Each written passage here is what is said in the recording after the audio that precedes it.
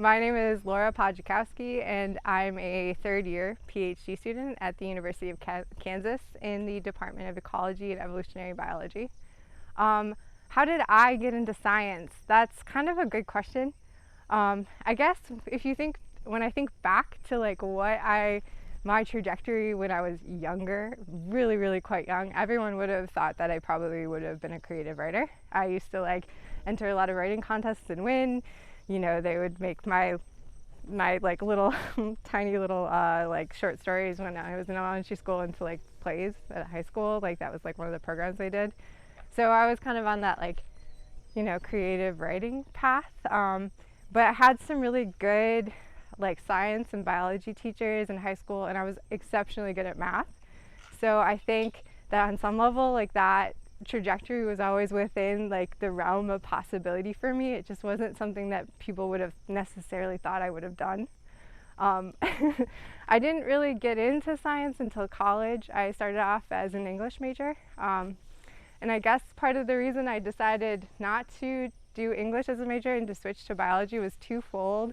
It was in part because I didn't like how much you had to, I love reading, but I didn't like how much you had to read for class. Like if you can just write creatively, that's one thing, but like the amount that I had to like read other writings and like critique them in class, like kind of took something away from how fun reading was for me. So I didn't really want to do that. But I also happened to take a non-majors environmental science class my first semester. And it was like the first time I learned about a lot of these large global change issues that we were having. And it just was like kind of fascinating for me. I just remember thinking like that was like the biggest thing that was going to be facing like my generation. And we did this, and the reason I decided to actually go into science was because we did one field trip where we went out to this bog in Kalamazoo, Michigan, and I got to like measure pitcher plants. We measured the opening of the pitcher plants, and then we took that data and we compared it to a study that looked at like basically how wide the opening was to see how much nitrogen pollution was actually getting into the bog. And I just remember thinking that was just such a fun process that I wanted to major in science. But I remember being like really not like sure about what I wanted to do. I was surprised by like how you know, no one really tells you what to do in college or in life in general. So when I went to like talk to my environmental science teacher about changing majors, she's like, oh yeah, that would be a really good fit for you. And I was like, why would no one tell me that that would be a good fit? But I guess that was like the first time I realized in life that sometimes people aren't just going to tell you what you need to do in your life, that you kind of have to like ask, because no one's going to give you your path for you. You kind of have to like take that journey yourself.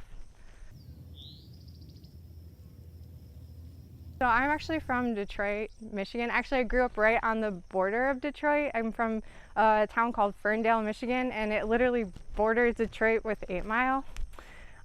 It's a really weird place to grow up because it's like, I never know how to describe it, but it kind of feels like I grew up on the border of extreme poverty and extreme wealth, and I didn't really fit in either of those categories. And also, it's just also an odd place to grow up because like my great grandfather was like the fire chief there. Like my parents never moved more than like a mile away from where they grew up. So I grew up in this very city environment, but like all of my extended family lived there, and that was like really normal. I think that's really traditional for like places like Detroit and Chicago and some of these cities to have like neighborhoods within the city where like entire families just kind of like stay there. Growing up there was kind of interesting because, yeah, obviously it was somewhat more urban than, like, for instance, I went to a private school for college, and that was a bit of a culture shock. And by a bit, I mean it was a complete and utter culture shock for me because, it wasn't necessarily the type of place where you're expected to go to college. A lot of my high school classmates didn't, so to end up on this path is a little bit not unique per se, but not necessarily expected of somebody where I'm from. So yeah, it was kind of it's kind of an odd place to grow up, and people don't really know where it is here, right? So then how did I end up actually in Kansas? It was kind of a long journey. So I did my undergrad at Kalamazoo College, which is a private school in Michigan. And it was kind of perfect for me because it was like really small, but it was also really eye-opening for me because I'd never experienced kind of that private school culture. I was a public school student in high school, and they're very different in like the way that you do school, and the culture is very different, but it was very like formative for me. I honestly don't think I would be here if I didn't do that private school education, because I just kind of like got such a great foundation from it. But I had to like work really hard, like like really hard in undergrad. It was like incredibly challenging for me. I didn't really realize that like we didn't have as many resources as some of these other kids who were coming from private schools. It was like really shocking the first like bio lab that I took, because I remember we were doing DNA extractions, and like we never did anything like that in high school, and like all the kids around my table were like, yeah, I've been like doing these since like my junior year, and like one of the girls was like, oh, I've been doing DNA extractions like freshman year of high school, and I was like, what's the pipette? Like, I don't know anything, I've never done any of this. So like labs are really stressful for me. They were so stressful, which is kind of funny because I think people wouldn't necessarily think that now. It just takes practice, and I just didn't have that opportunity when I was younger. So I had to like work really hard, and I wasn't really sure that this was a good fit for me after like college. I think I was a little bit, what's the word I'm looking for? I had a little bit of like insecurity about like going into science. A lot of this like work I think takes a lot of practice, and I think sometimes not to like devalue, but I think when you're younger sometimes you don't realize how much experience and work it takes to actually get there.